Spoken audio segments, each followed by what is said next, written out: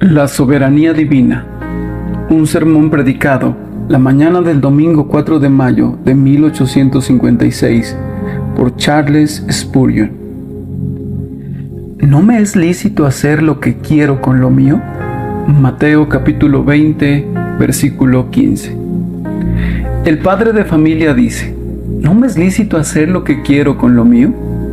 Y de la misma manera, el Dios del cielo y de la tierra les hace esta pregunta a ustedes el día de hoy. ¿No me es lícito hacer lo que quiero con lo mío?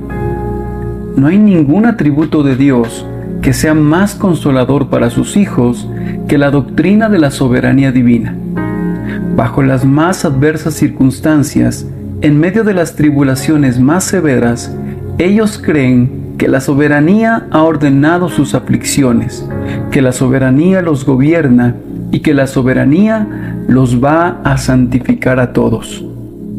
No hay nada por lo que los hijos de Dios deban contender con más ahínco que por el dominio de su Señor sobre toda la creación, el reinado de Dios sobre todas las obras de sus propias manos, el trono de Dios y su derecho a sentarse sobre ese trono.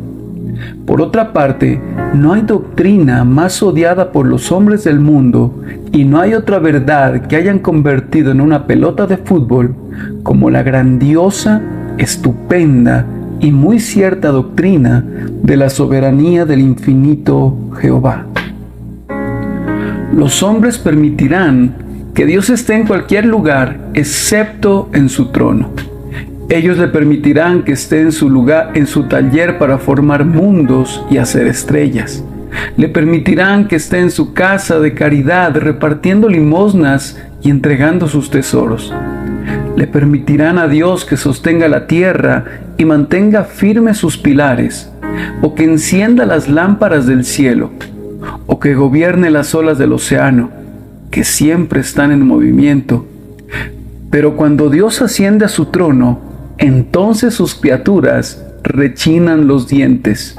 Y cuando nosotros proclamamos a un Dios entronizado y el derecho que tiene de hacer lo que quiera con lo suyo, a disponer de sus criaturas como lo crea conveniente sin consultarlos en la materia, entonces es cuando se burlan de nosotros y somos execrados, y entonces es cuando los hombres prestan oídos sordos a nuestras palabras, pues el Dios en su trono no es el Dios que ellos aman.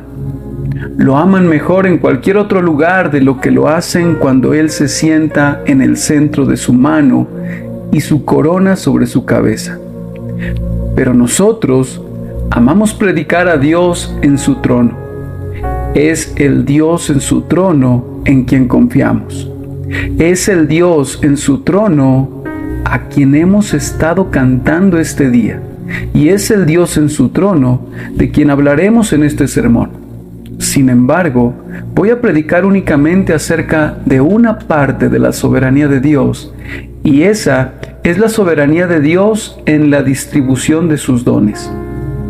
En este aspecto, yo creo que Él tiene el derecho de hacer lo que quiera con lo suyo, y que Él ejerce ese derecho. Debemos admitir, antes de comenzar nuestro sermón, algo muy cierto, es decir, que todas las bendiciones son dones y que nosotros no tenemos ningún derecho a ellos por mérito propio. Yo pienso que cualquier mente razonable concederá esto. Y habiendo admitido lo anterior, nos esforzaremos para demostrar que Él tiene un derecho, viendo que esos dones le pertenecen, para hacer lo que quiera, para retenerlos por completo si así le agrada, o para distribuirlos si así decide hacerlo, para dárselos a algunos, pero no a otros, para no dárselos a nadie o dárselos a todos, conforme parezca bien a sus ojos. ¿No me es lícito hacer lo que quiero con lo mío?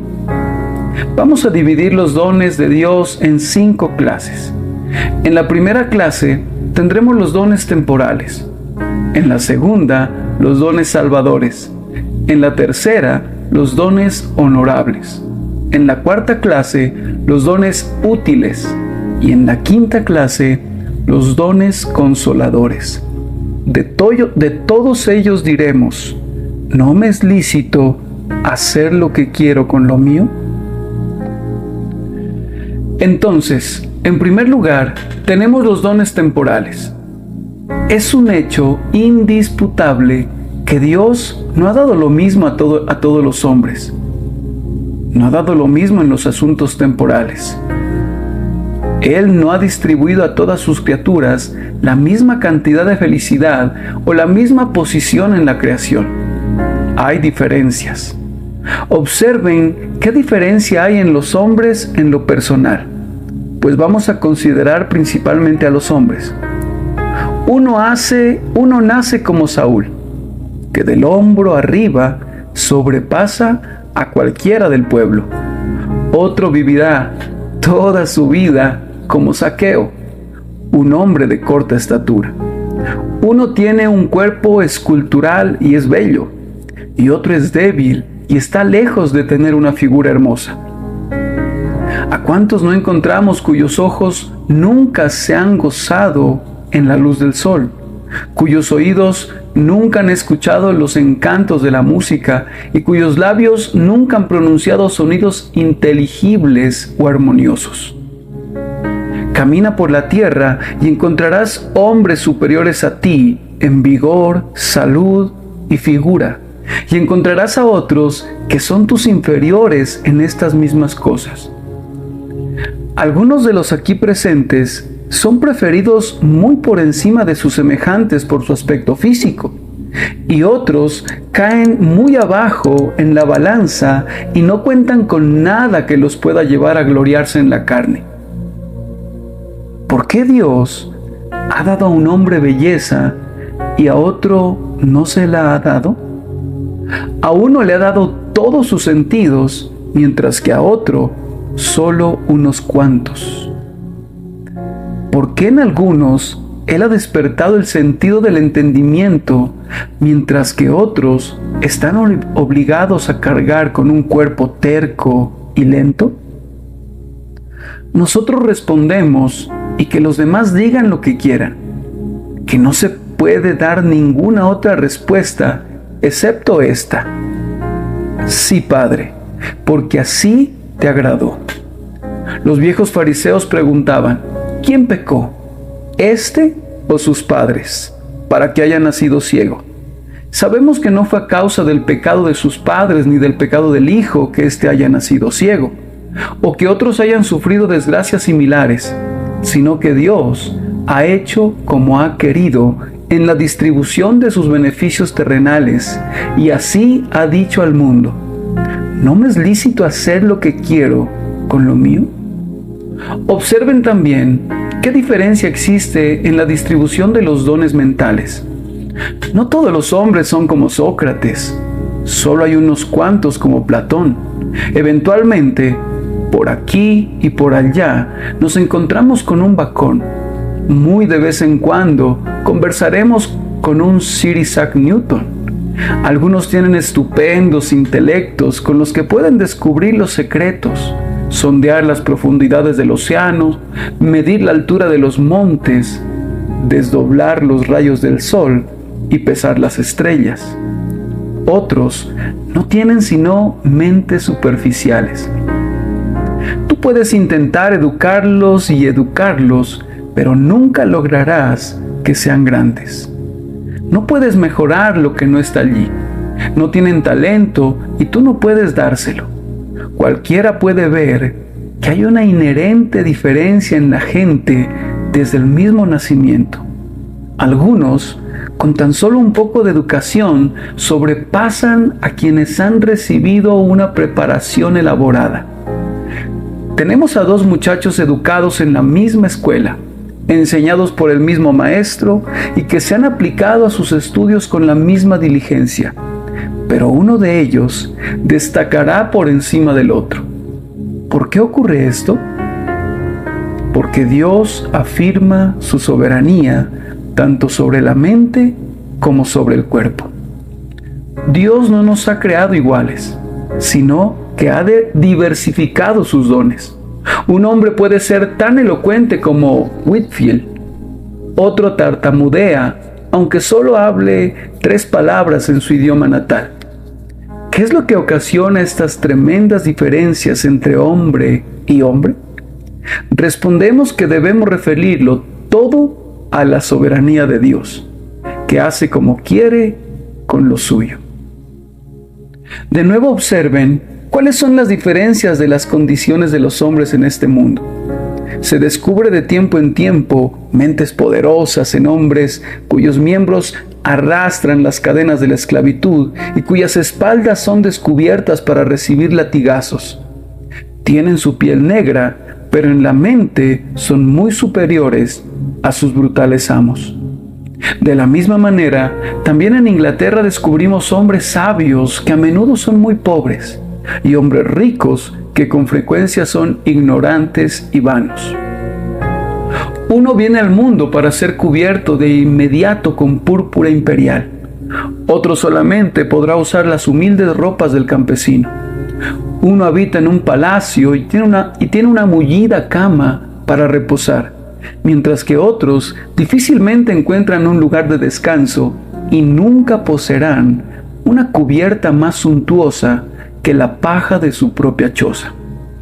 Si nos preguntamos la razón de esto, la respuesta todavía es: sí, Padre, porque así te agradó.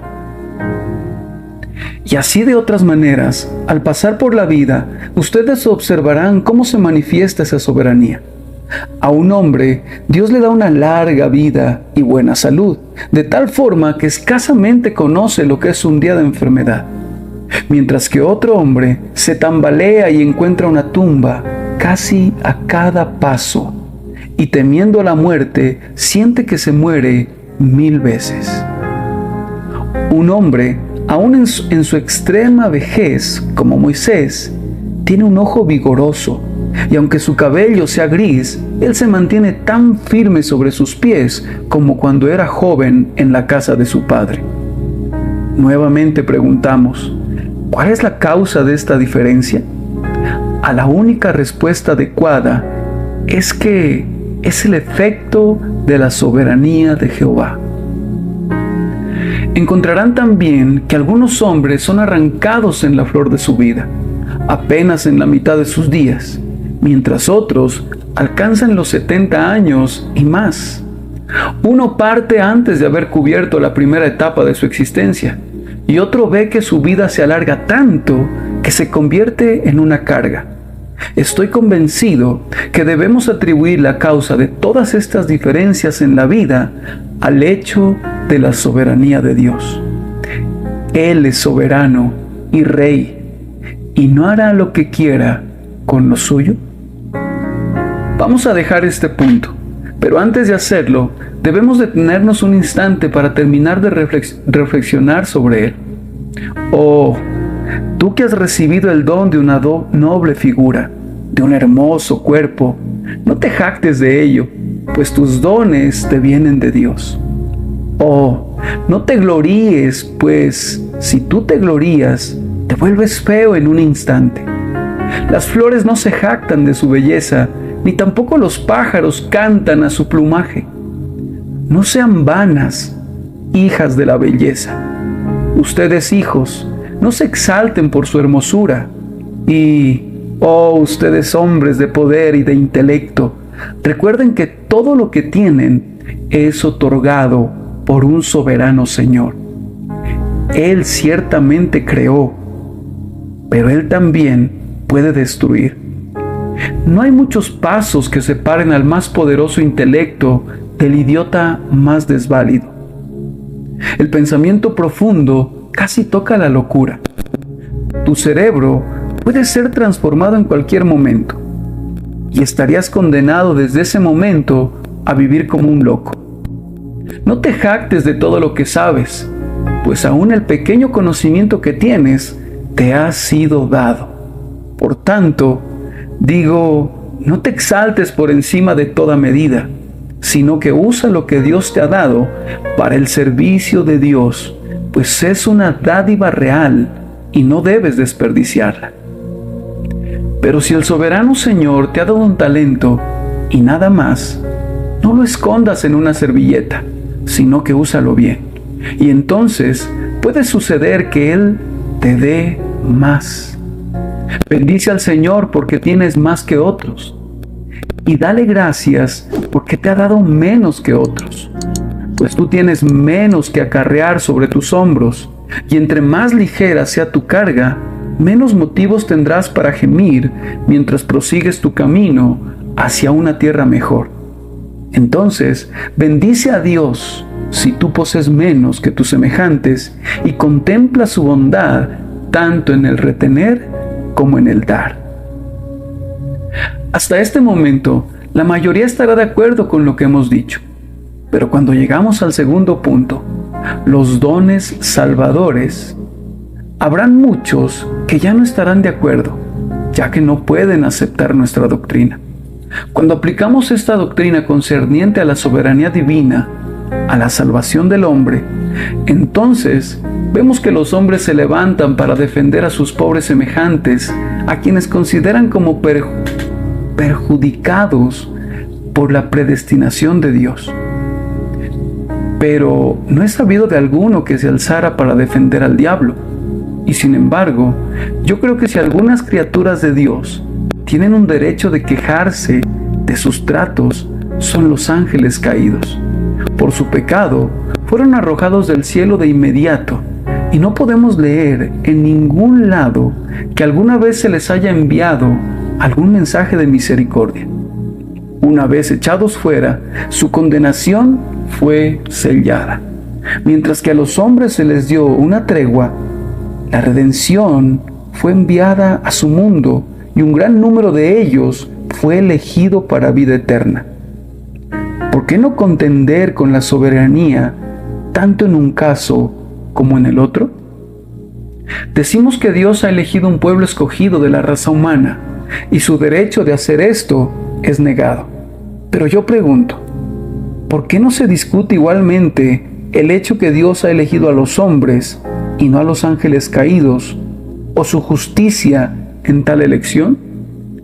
Si la salvación fuera un asunto de derecho, ciertamente los ángeles tendrían tanto derecho como los hombres. ¿Acaso no estaban colocados en una dignidad superior? ¿O acaso pecaron más? Creemos que no. El pecado de Adán fue tan deliberado y completo que no podemos imaginar un pecado mayor que el que cometió. Si los ángeles expulsados del cielo hubieran sido restaurados, ¿no habrían prestado un mayor servicio a su Hacedor del que nosotros podemos prestar jamás? Si se nos hubiera permitido juzgar este asunto, sabríamos o habríamos liberado a los ángeles y no a los hombres. Admiren pues el amor y la soberanía divinos, ya que mientras los ángeles fueron echados o hechos pedazos, Dios ha levantado un número de elegidos de la raza de los hombres para ponerlos entre príncipes por medio de los méritos de Jesucristo, nuestro Señor. Admiren pues el amor y la soberanía divinos, ya que mientras los ángeles fueron hechos pedazos, Dios ha levantado un número de elegidos de la raza de los hombres para ponerlos entre príncipes, por medio de los méritos de Jesucristo, nuestro Señor y Salvador. Observen de nuevo la soberanía divina en el hecho que Dios eligió a la raza de los israelitas y dejó a los gentiles en la oscuridad durante años. ¿Por qué Israel fue instruido y salvado, mientras que a Siria se le dejó para que pereciera en la idolatría? ¿Acaso era esa raza más pura en su origen y mejor en su carácter que la otra? ¿Acaso los israelitas no tomaron miles de veces falsos dioses para ellos y provocaron la ira y el aborrecimiento del Dios verdadero? ¿Por qué fueron favorecidos por encima de sus semejantes? ¿Por qué el sol del cielo brilló sobre ellos mientras que todas las naciones de los alrededores fueron dejadas en la oscuridad y millones fueron hundidos en el infierno? ¿Por qué? La única respuesta que puede darse es esta: que Dios es un soberano y de quien quiere tiene misericordia, y a que Él quiere endurecer, endurece. Y ahora también, ¿por qué Dios nos ha enviado su palabra mientras que una multitud de personas permanece todavía sin su palabra? ¿Por qué a cada uno de nosotros viene al tabernáculo de Dios domingo tras domingo, gozando del privilegio de escuchar la voz del ministro de Jesús, mientras que otras naciones no han sido bendecidas de esa manera? ¿Acaso Dios no pudo haber hecho que la luz resplandeciera en las tinieblas allí, al igual que aquí?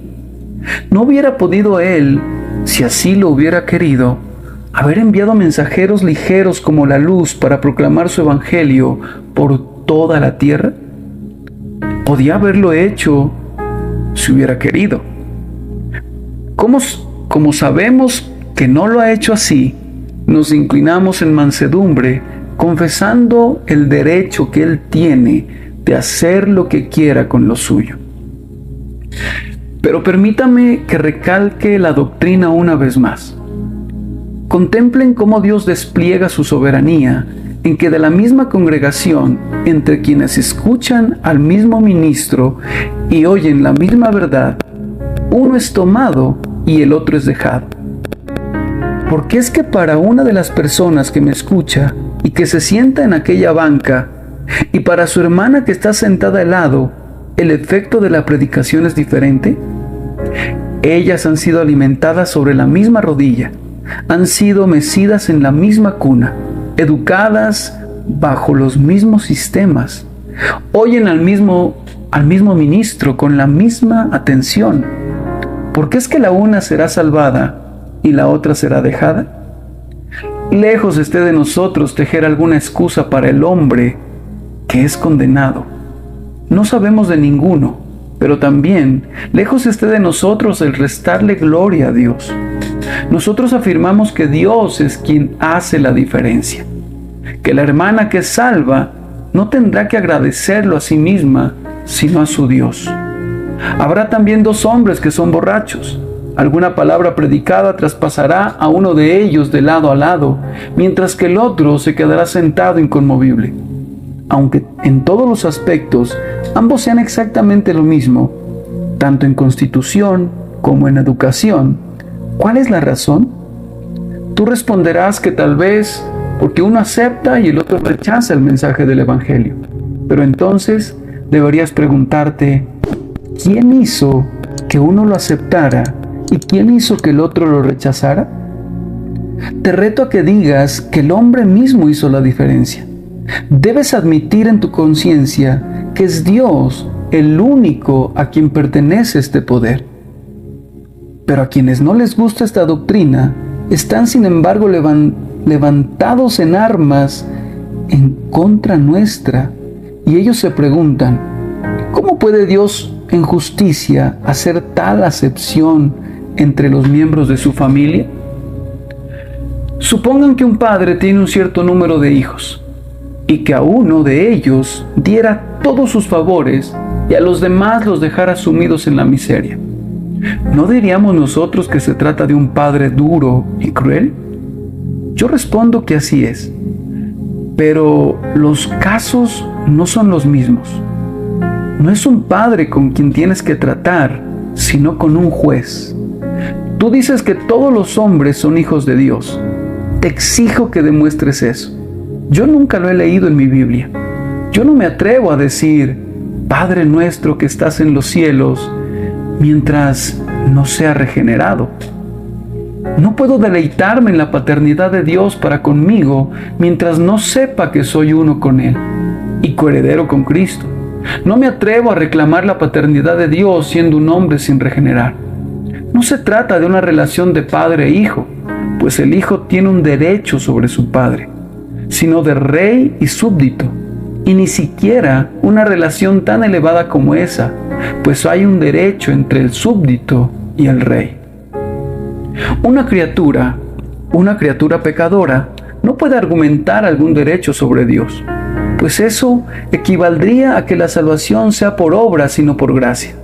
Si los hombres pudieran merecer la salvación, entonces salvarlos sería únicamente el pago de una deuda, y Él no les estaría dando nada más de lo que debería. Pero nosotros afirmamos que la gracia establece diferencias para que sea verdaderamente gracia. Oh, pero algunos preguntarán, ¿acaso no está escrito? A cada uno les es dada medida de gracia para provecho. Si a ustedes les gusta repetir esa maravillosa cita que a menudo se me viene a la cabeza, pueden hacerlo, pues no es una cita de las Escrituras, a menos que fuera de una edición arminiana. El único pasaje que se asemeja de alguna manera a este se refiere a los dones espirituales de los santos y únicamente de los santos. Pero yo afirmo que, admitiendo la suposición de ustedes, si a cada uno les es dado una medida de gracia para provecho, sin embargo, Él ha dado a ciertos una medida de gracia particular para que sea realmente provechosa. Pues, ¿qué entienden ustedes por gracia que sea provechosa? Yo puedo entender los adelantos del hombre en el uso de grasa perfeccionada, pero no puedo entender una gracia perfeccionada y usada por el poder del hombre. La gracia no es algo que yo uso, la gracia es algo que me usa a mí. La gente habla de gracia como si fuera algo que ellos pueden usar, y no como una influencia que tiene poder sobre ellos. La gracia no es algo que yo puedo perfeccionar, sino algo que me perfecciona, que me emplea, que obra en mí, y que la gente hable lo que quiera acerca de la gracia universal. Todo eso es absurdo, no existe tal cosa ni puede existir.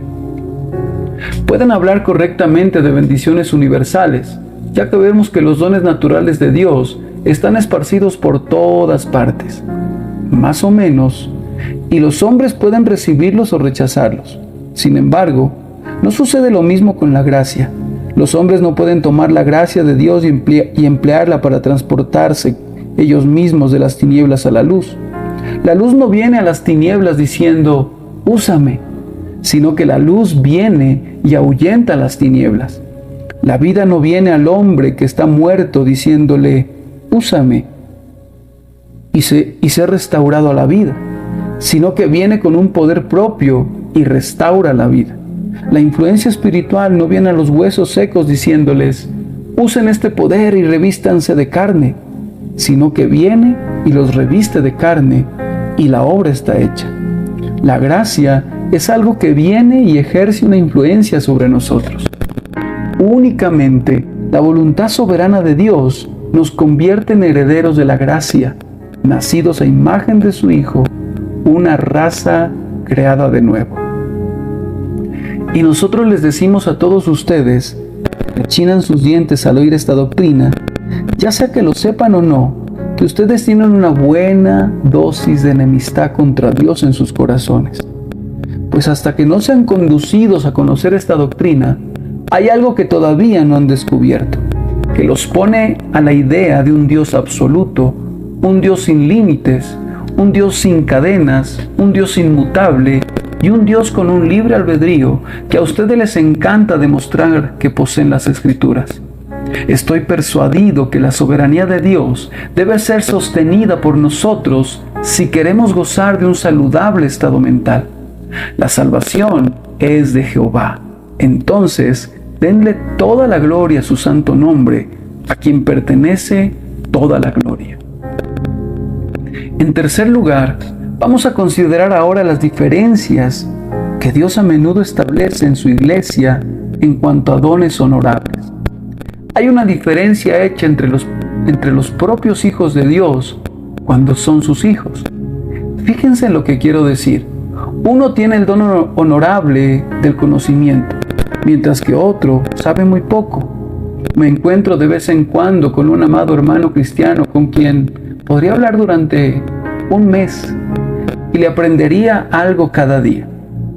Ha tenido profunda experiencia.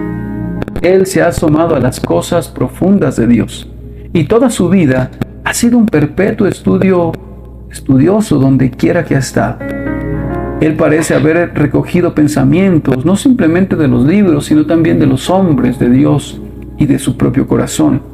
Él conoce todos los recodos y los embrollos de la experiencia cristiana. Él entiende las alturas, las profundidades, las longitudes y las anchuras del amor de Cristo, que exceden a todo conocimiento. Él ha conseguido una idea grande, un íntimo conocimiento del sistema de gracia y puede defender los tratos del Señor con su pueblo.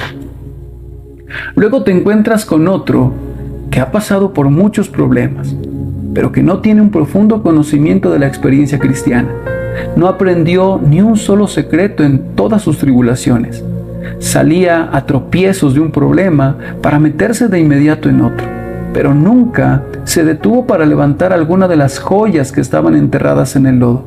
Nunca intentó descubrir las preciosas perlas escondidas en sus aflicciones. Sabe apenas un poco más acerca de las alturas y de las profundidades del amor del Salvador, de lo que sabía cuando vino por primera vez al mundo. Puedes conversar con un hombre así tanto como quieras, pero no obtendrás nada de él. Si te preguntas por qué ocurre eso, yo respondo que hay una soberanía de Dios que otorga conocimiento a algunos y no a los otros. El otro día iba caminando con un cristiano anciano que me comentaba cuánto se ha beneficiado por mi ministerio. No hay nada que me humille más que el pensamiento de que ese anciano creyente recibiera experiencia en las cosas de Dios y recibiera instrucción en los caminos del Señor de un simple bebé en la gracia. Pero yo espero, cuando yo sea un anciano, si vivo y llego a ser uno, que algún bebé en la gracia me instruya. Dios cierra la boca del viejo algunas veces y abre la boca del niño.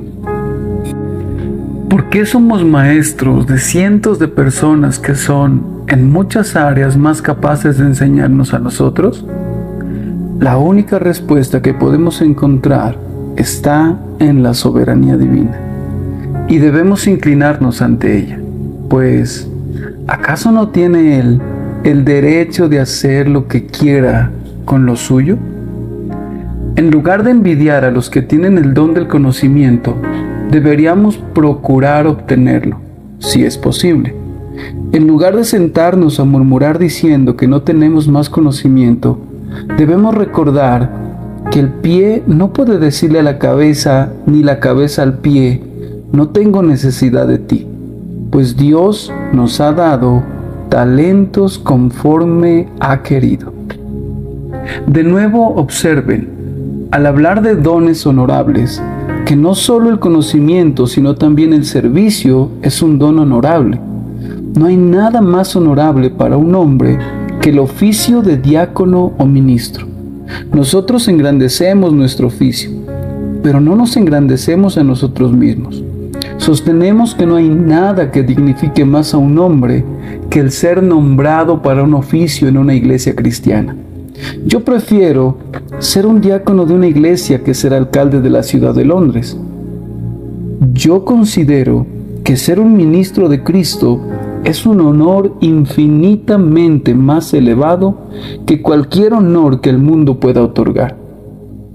Mi púlpito es para mí más deseable que un trono, y mi congregación es un imperio lo suficientemente grande, un imperio ante el cual los imperios de la tierra se reducen a nada en cuanto a la importancia eterna. ¿Por qué envía Dios, por el Espíritu Santo, un llamamiento especial a un hombre para que sea un ministro y pasa por alto a otro?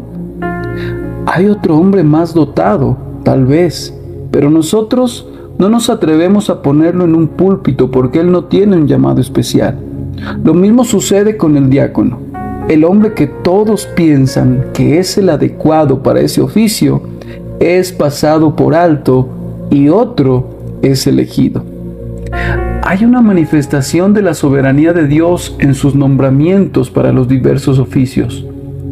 Al poner a David en su trono o en un trono, al convertir a Moisés en el líder de los hijos de Israel a través del desierto, al elegir a Daniel para que estuviera entre príncipes, al elegir a Pablo para que fuera ministro de los gentiles y a Pedro para que fuera el apóstol de la circuncisión.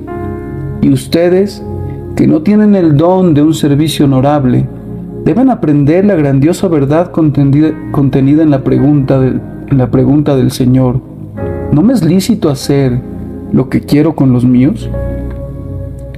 Hay otro don honorable, el don de la expresión. La elocuencia tiene mayor poder sobre los hombres que todos los demás dones juntos. Si un hombre quiere tener poder sobre la multitud, debe buscar tocar sus corazones y encadenar sus oídos. Hay hombres que son semejantes a vasijas llenas de conocimiento hasta el borde, pero no tienen los medios para transmitir ese conocimiento al mundo. Ellos poseen todas las gemas del saber, pero desconocen cómo engarzarlas en el anillo de oro de la elocuencia. Pueden cortar las flores más bellas, pero no saben cómo tejerlas en una dulce guirnalda para presentarlas al ojo del admirador. ¿Cómo es esto? Nuevamente decimos que la soberanía de Dios está desplegada aquí en la distribución de dones honorables. Aprende aquí, un hombre cristiano, si tú tienes dones, a arrojar el honor de ellos a los pies del Salvador. Y si no los posees, aprende a no murmurar. Recuerda que Dios es igualmente bondadoso cuando retiene como cuando distribuye sus favores. Si alguien de entre ustedes es exaltado, que no se envanezca. Si alguien es humillado, que no sea despreciado.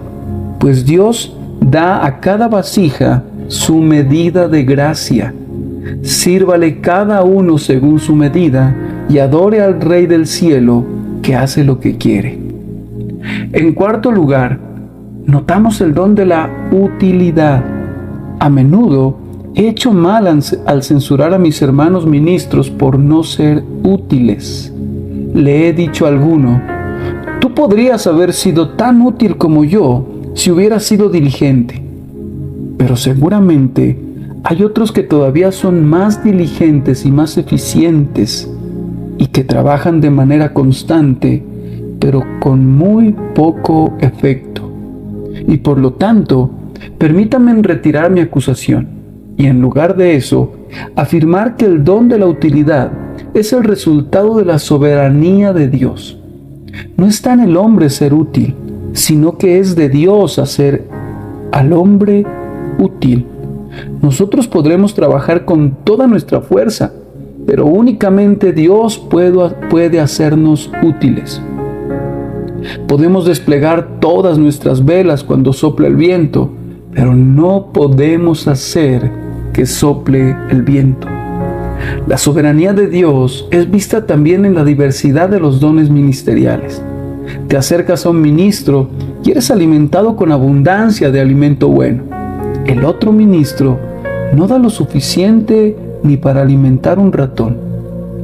Tiene abundancia de censura, mas no tiene alimento para el Hijo de Dios. Otro puede consolar al Hijo de Dios, pero no puede reprender al rebelde. No tiene suficiente fuerza mental para dar esos azotes que son necesarios algunas veces. ¿Y cuál es la razón? La soberanía de Dios. Uno puede blandir el martillo, pero no podría sanar un corazón quebrantado. Si llegara a intentarlo, vendría a tu mente la imagen de un elefante tratando de ensartar un hilo en una aguja. Un hombre así puede reprender, pero no puede aplicar aceite y vino en una conciencia herida. ¿Por qué? Porque Dios no le ha dado ese don. Hay otro que siempre predica sobre la teología práctica y muy raramente se refiere a temas doctrinales. Otro es todo doctrina y no puede predicar mucho acerca de Jesucristo y el crucificado. ¿Por qué? Dios no le ha dado el don de doctrina. Otro siempre predica a Jesús, bendito Jesús, hombres de la escuela de Walker, y muchos dicen: oh, ellos no nos dan suficiente experiencia. Ellos no se internan en la profunda experiencia de la corrupción que aflige a los hijos de Dios, pero nosotros no les echamos la culpa por esto. Ustedes notarán que del mismo hombre brotarán a veces arroyos de agua viva, mientras que en otros momentos estará totalmente seco. Un día domingo te retiras de la iglesia refrescado por la predicación y el domingo siguiente no recibes ningún bien.